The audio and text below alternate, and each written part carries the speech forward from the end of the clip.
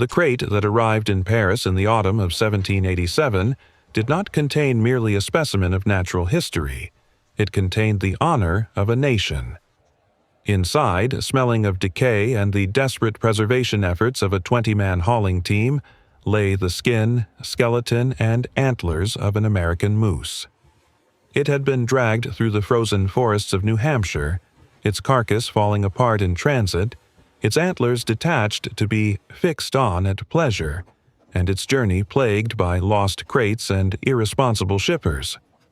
For Thomas Jefferson, then serving as the United States Minister to France, this decomposing shipment was the final volley in an intellectual war that had consumed him for a decade. He was not simply a diplomat negotiating trade deals, he was a defense attorney for the American environment, and his opponent was the most famous naturalist in Europe. The provocation had come from Comte Georges-Louis Leclerc Buffon, the superintendent of the Jardin du Roi and the author of the massive Histoire naturelle. Buffon had formulated the theory of New World Degeneracy, a damning scientific hypothesis that threatened the political and economic viability of the infant United States. Buffon's thesis was not entirely original. He drew heavily from a 1748 travelogue by the Spanish naval officer Don Antonio Duloa, but Buffon gave it the weight of scientific dogma. He argued that the American continent was geologically immature, colder and more humid than the Old World. In this land of swamps, he claimed, life putrefied rather than thrived. The consequences, according to Buffon, were biological inferiority. Animals common to both continents were smaller in America, species unique to America were puny, and domesticated animals imported from Europe would inevitably degenerate, shrinking in size and vigor. This was not merely an academic slight, it was a geopolitical weapon. If the American environment caused biological degeneration, what would happen to the European colonists who settled there? The Abbé Raynal and the Abbé de Pau had already extended Buffon's logic to claim that transplanted Europeans would succumb to the same pernicious climate, producing lines of feeble, unintelligent offspring. For Jefferson, who was trying to encourage immigration and credit for the new republic, this was an existential threat. The implication was that the very air and soil of the United States were toxic to civilization. Buffon even extended this degeneracy to the Native Americans, characterizing them as stupid and lazy, and in a particularly emasculating swipe, suggested their sexual ardor was diminished and their genitalia small and withered due to the damp cold. Jefferson's counteroffensive was codified in his only full-length book, Notes on the State of Virginia. In Query 6, he meticulously dismantled Buffon's arguments with tables of data, comparing the weights of European and American quadrupeds. He gathered data from hunters, trappers, and frontiersmen, compiling a dossier of biological vigor. He argued that the American bear was double the weight of the European bear, that the beaver of the New World dwarfed its Old World cousin. But tables were dry. Jefferson needed a physical spectacle. He set his sights on the moose, the Alces alces, which he knew grew to gargantuan proportions in the American North, far outstripping the European reindeer or elk. The logistics of procuring the moose were, as later historians would note, the stuff of movies. Jefferson wrote to John Sullivan, the governor of New Hampshire, pleading for the skin, the skeleton, and the horns of the moose, but most especially those of the moose. He gave grisly, precise instructions. The skin was to be dressed with the hoofs left on, and the bones of the legs and head left inside the skin so that it could be sewn back up to display the true form and size of the animal. Sullivan, eager to oblige the diplomat, mobilized a hunting party in the dead of winter. They tracked a bull moose through the deep snows of the New England wilderness, shot it, and then faced the arduous task of dragging the 1,000-pound carcass through the frozen forest. The journey was a disaster of 18th-century logistics. The carcass began to rot. The hair slipped from the hide. By the time the crate reached Jefferson's residence in Paris, the skin was in a sorry state. Jefferson was forced to write an apology to Buffon, explaining the missing hair and insisting that he had seen deer weighing 5 or 6 times more than the specimen provided. Nevertheless, he presented the remains to the Count. He invited Buffon to dine and, according to a story Daniel Webster later recounted, displayed the moose in the hall of his apartment, hoping the sheer verticality of the skeleton would shock the Frenchman into recanting. Buffon, however, was old and ailing. Though he promised in his next volume to set these things right, he died shortly after the moose's arrival, leaving the theory of degeneracy officially uncorrected in the canon of French science. Jefferson had won a moral victory, but the scientific establishment of Europe remained skeptical. The moose had proven that American animals could be large, but it was still a known species. To truly destroy the theory of degeneracy, Jefferson needed something else. He needed a creature that had no European equivalent, a beast so terrifyingly large and ferocious that its very existence would prove the American environment was a crucible of vigor, not a swamp of decay. In 1796, a letter arrived from Colonel John Stewart of Greenbrier County, Virginia, that seemed to answer Jefferson's prayers. Workmen digging for saltpeter in a limestone cave had struck bone. They had unearthed the femur and claws of a tremendous animal, one the locals had never seen before. The year was 1797. Thomas Jefferson had just been elected Vice President of the United States under John Adams, but his mind was far from the Senate chamber. His attention was fixed on a crate of fossilized bones sitting in his study at Monticello, sent by Colonel Stewart from the cool, dark recesses of a cave in what is now West Virginia. The discovery was fortuitous, occurring in a region where limestone caverns abounded and inhabitants frequently dug for niter, saltpeter, to manufacture gunpowder. It was in one such excavation, on the property of Frederick Gromer, that laborers had struck something harder than limestone and far more significant than niter. Jefferson unpacked the specimens with the reverence of a cleric handling holy relics. There was a fragment of a thigh bone, a radius, an ulna, and, most spectacularly, 3 enormous claws. They were curved, sharp, and terrifying. Stewart had suggested in his letter that the animal was of the lion kind, a reasonable assumption given the predatory curve of the talons. Jefferson, examining the size of the bones relative to the known anatomy of a lion, felt a surge of exhilaration. He performed the calculations. He compared the measurements of the fossilized femur fragments to those of a lion. The lion's femur diameter was 1.18 inches. The fossil's was 4.05 inches. If these bones belonged to a lion, the creature was not merely large, it was monstrous. Jefferson estimated the animal to be 3 times the volume of the African lion. It stood over 7 feet tall. It was an American super-predator, a fictitious feline of his own deduction that would silence the French critics forever. If America could produce a carnivore of this magnitude, how could anyone argue the soil was degenerate? A weak environment could not support such a powerful destroyer. Jefferson named the creature Megalonyx, Great Claw. The vice president began drafting a scientific paper to accompany the bones, which he intended to present to the American Philosophical Society, APS, in Philadelphia, the premier scientific body of the young nation. This paper, a memoir on the discovery of certain bones of a quadruped of the clawed kind in the western parts of Virginia, was to be his coup de grace against Buffon. He worked with the intensity of a man possessed, believing he had found the ultimate refutation of American inferiority. In early March 1797, Jefferson packed the bones into his carriage and set out for Philadelphia to be inaugurated as vice president. The political atmosphere was toxic. The Federalists and Republicans were at each other's throats. Yet Jefferson carried the Megalonyx with the protective anxiety of a parent.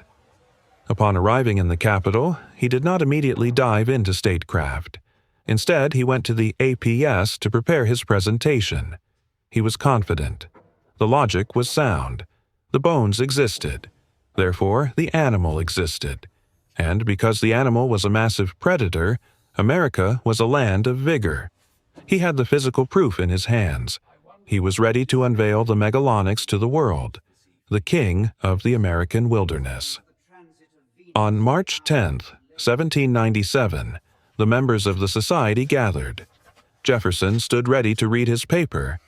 But just before the presentation, or perhaps in the days immediately preceding it while browsing a bookstore in Philadelphia, fate intervened in the form of a British journal. Jefferson picked up the September 1796 issue of London's monthly magazine. He turned the page and froze. There, in a copperplate engraving, was a skeleton that looked hauntingly familiar. It had the same massive limbs. It had the same terrifying claws. But the caption did not describe a lion. It described a creature found in Paraguay, named by the French anatomist Georges Cuvier. It was the Megatherium, and Cuvier had identified it not as a cat, but as a sloth, a giant, slow-moving, leaf-eating sloth. Jefferson stared at the image. If his Megalonyx was a sloth, his American lion was a phantom. The super-predator was a grazer. The premise of his argument hung in the balance. The meeting was about to begin. To understand why Jefferson did not simply discard his theory upon seeing the Megatherium, why he did not admit the creature was extinct and move on, one must understand the theological and scientific architecture of his mind. Jefferson was a disciple of the great chain of being, a concept rooted in classical philosophy and Christian theology that posited a static, perfect hierarchy of life. In this view, God, or nature, had created a perfect system where every species was a necessary link in a continuous chain. To remove a link, to allow a species to go extinct, would be to admit an imperfection in the divine design, a crumbling of the cosmic order that could lead to the unraveling of the universe itself. Such is the economy of nature, Jefferson famously wrote in Notes on the State of Virginia, that no instance can be produced of her having permitted any one race of her animals to become extinct, of her having formed any link in her great work so weak as to be broken. This refusal to accept extinction was not merely religious stubbornness, it was a scientific axiom of the 18th century. If the bones of the Megalonyx existed, the animal must still exist. If the bones of the mammoth, what we now call the mastodon or Mammoth americanum, lay in the salt licks of Kentucky, the mammoth must still be roaming somewhere. The fact that they were not found in Virginia or New York did not mean they were dead. It simply meant they had moved. Jefferson reasoned that as human civilization expanded, these formidable destroyers retreated into the depths of the wilderness. It would indeed be but conformable to the ordinary economy of nature to conjecture that she had opposed sufficient barriers to the too great multiplication of so powerful a destroyer, he argued. They were not gone. They were merely elusive. This belief transformed the map of North America in Jefferson's imagination. The blank spaces on the map, the vast, exploring territory west of the Mississippi, were not empty. They were a sanctuary. They were the domain where the ancient megafauna, the mammoths and the great claws, had withdrawn to escape the encroachment of man. The West was not just a territory to be conquered, it was a living museum where the past was still present. Jefferson bolstered this conviction with data he considered as reliable as any bone measurement, the testimony of Native Americans. In his Notes on the State of Virginia, he recounted a Delaware tradition about the big buffalo, mammoth. The Delaware narrated that in ancient times, a herd of these great beasts had come to the Big Bone Lick and began destroying all other animals. The great man above, seeing this destruction, descended and slaughtered the herd with lightning bolts. However, one massive bull survived. He bounded over the Ohio, over the Wabash, the Illinois, and finally over the Great Lakes, where he is living at this day. For Jefferson, this was not myth. It was traditionary testimony. It was peer-reviewed evidence from the people who knew the land best. He collected similar accounts from the Shawnee and other tribes, many of whom spoke of stiff-legged bears, likely the Megalonyx or Megatherium, and giant monsters that still prowled the northern forests. The stories of the naked bear, a ferocious predator that could crush a man, aligned perfectly with his vision of the Megalonyx. The Native American accounts of frightful magnitude were not allegories to Jefferson, they were sightings. Thus, when Jefferson looked west in 1803, he did not see a silent landscape. He saw a land thundering with the footsteps of giants. The Megalonyx was not an extinct sloth. It was a living lion, or perhaps a living sloth beast, waiting to be found. The mammoth was not a fossil. It was a fugitive. And as the Louisiana Purchase brought this vast terra incognita under American control, Jefferson realized he finally had the means to prove it. He didn't just need explorers, he needed game wardens for the Pleistocene. By 1803, the East Room of the President's House, now the White House, looked less like a center of executive power and more like the workshop of a chaotic paleontologist. This cavernous, unfinished hall, which Abigail Adams had used to dry laundry, was now the domain of Captain Meriwether Lewis, Jefferson's private secretary and chosen instrument for the great Western endeavor. Lewis lived in the East Room, partitioning off a corner for his bedroom and office. The rest of the space was often strewn with the president's fossil collection. Jefferson, seeking a respite from the crushing burdens of the presidency, would retreat to the East Room to spread out the bones of the mastodon and the Megalonyx on the floor. There, amidst the ribs and femurs of extinct monsters, the president and his protégé planned the core of discovery. The room was a physical manifestation of Jefferson's mind, a blend of high politics and natural history, where the future of the nation was mapped out alongside the bones of its past. The expedition is often remembered today as a geopolitical mission to find the Northwest Passage and assert sovereignty over the Louisiana Purchase. It was that, certainly, but it was also a scientific hunting trip. On January 18, 1803, Jefferson sent a secret message to Congress requesting $2,500 for the expedition, framing it as a commercial enterprise to secure trade with Indian tribes. This commercial veneer was necessary to justify the expense and maintain secrecy from foreign powers like Spain and Britain, but the instructions Jefferson drafted for Lewis revealed his true obsession. On June 20, 1803, Jefferson signed the official instructions for Meriwether Lewis.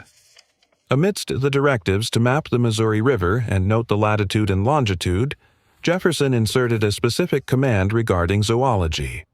Lewis was to observe the animals of the country generally, and especially those not known in the U.S., and to look for the remains or accounts of any which may be deemed rare or extinct. The phrase rare or extinct was Jefferson's code. He did not believe they were extinct. He believed they were rare. He was sending Lewis to find the Megalonyx. He was sending him to find the mammoth. He explicitly discussed these animals with Lewis, arming him with the knowledge of their anatomy so he could identify them in the wild. The preparation was rigorous. Jefferson sent Lewis to Philadelphia, not just to buy rifles and portable soup, but to study with the leading scientists of the day. Lewis visited the museum of Charles Willson Peale, where he saw the reconstructed skeleton of a mastodon, the incognitum, standing in its full, terrifying glory. He studied the Megalonyx bones. He was trained to be the eyes of the president, scanning the horizon not just for hostile tribes or navigable waters, but for the silhouette of a living monster. As Lewis packed his bags, he carried with him more than just the hope of a nation. He carried the stubborn refusal of Thomas Jefferson to accept that the American wilderness had ever been conquered by death. The expedition was launching into the unknown, and Jefferson was convinced that the unknown was inhabited by giants. Before Meriwether Lewis could face the living giants of the West, he had to pay his respects to the dead ones of the East. In October 1803, as the expedition floated down the Ohio River towards their rendezvous with William Clark, Lewis made a critical detour. He stopped at Cincinnati and traveled overland to the Big Bone Lick in Kentucky. Big Bone Lick was the holy grail of American paleontology. It was a salt spring surrounded by a marshy bog where, for thousands of years, Pleistocene megafauna had come to lick the salt, only to become trapped in the muck and die. The result was a densely packed graveyard of mammoths, mastodons, and other prehistoric beasts. Known since 1739, the site had long been a source of wonder and speculation. Lewis arrived to find a scene of scientific plunder. Dr. William Goforth, a local physician and eccentric naturalist, had spent the summer excavating the site. Goforth had unearthed a treasure trove that staggered the imagination. Tons of bones, tusks of incredible curvature, and teeth that weighed nearly 20 pounds. The sheer volume of the remains reinforced the magnitude of the species that had once, or perhaps still did, inhabit the continent. On October 3, 1803, Lewis sat down in Cincinnati to write a report to Jefferson. It was a letter brimming with the excitement of a treasure hunter. He described the stiff blue clay of the lick and the confused pile of bones. He meticulously detailed the tusks, noting their spiral form, and the grinders, molars of the mammoth. He secured permission from Goforth to ship a massive collection of these specimens back to Jefferson, a shipment that would tragically sink in the Mississippi River before reaching the president, lost to the mud just like the beasts it contained. But for Lewis, the bones at the lick were not just curiosities. They were breadcrumbs. The condition of the bones, some appearing hardly older than those of modern animals, reinforced the idea that these creatures had died recently. If they had died recently, their kin were likely still alive. Lewis questioned the local residents and the Native Americans. He recorded the Shawnee legends of the Grand Fathers, the great beasts that had once ruled the forest. He noted the Delaware stories of the monster that had leaped over the Great Lakes. Every story pointed west. The big buffalo had gone toward the setting sun. The stiff-legged bear, the Megalonyx, had retreated into the deep woods. As Lewis reboarded his keelboat to continue down the Ohio, he was moving backward in time. He was leaving the settled United States, where the mammoth was a fossil, and entering the Louisiana Territory where Jefferson assured him it was a neighbor. He was armed with rifles to shoot them and a vocabulary to describe them. He was the vanguard of the Enlightenment, sailing into the Pleistocene. We return now to the breathless moment in March 1797. Thomas Jefferson stood on the precipice of his presentation to the American Philosophical Society, the British magazine in his hand, the image of Cuvier's megatherium burning into his retina. The contradiction was absolute. He had prepared to announce a giant lion, but the evidence before him depicted a giant sloth. A lesser mind might have scrapped the paper. A less politically motivated mind might have conceded the error entirely. Jefferson did neither. He performed a feat of intellectual gymnastics that saved his theory, if not his taxonomy. Jefferson hurriedly edited his manuscript.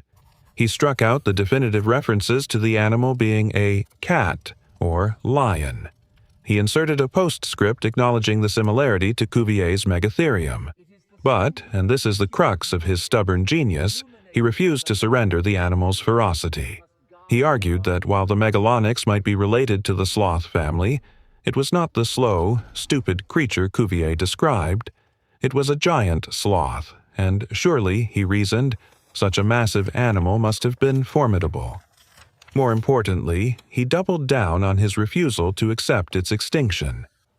In the final version of the paper, published in the APS Transactions in 1799, Jefferson included his famous defense of the economy of nature.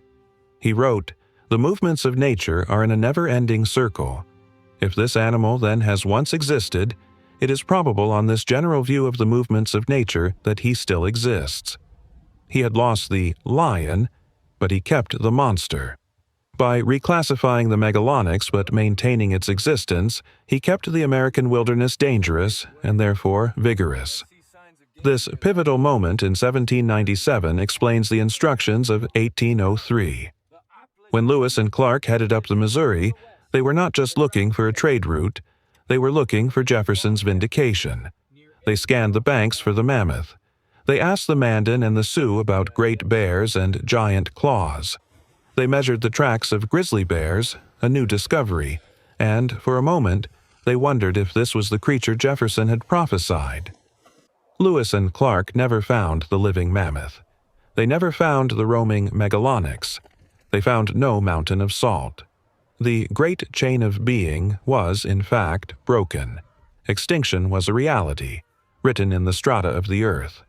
Yet, in their failure to find the living monsters, they found something else. They found the reality of the American West, the bison, the grizzly, the pronghorn, the vast and indifferent geography of the continent. Jefferson's mistake, his refusal to believe in American degeneracy, his insistence on a land of giants, propelled the first great scientific survey of the United States. He sent them to find a ghost, and they returned with a country. The bones of the Megalonyx still sit in the collections of the natural history museums, silent witnesses to the time when a founding father looked at a fossil and saw a living giant, refusing to let the American dream be anything less than immortal. The crate of the moose had rotted, but the ambition it represented had survived, bounding over the Ohio, over the Mississippi, and finally to the Pacific, alive at this day.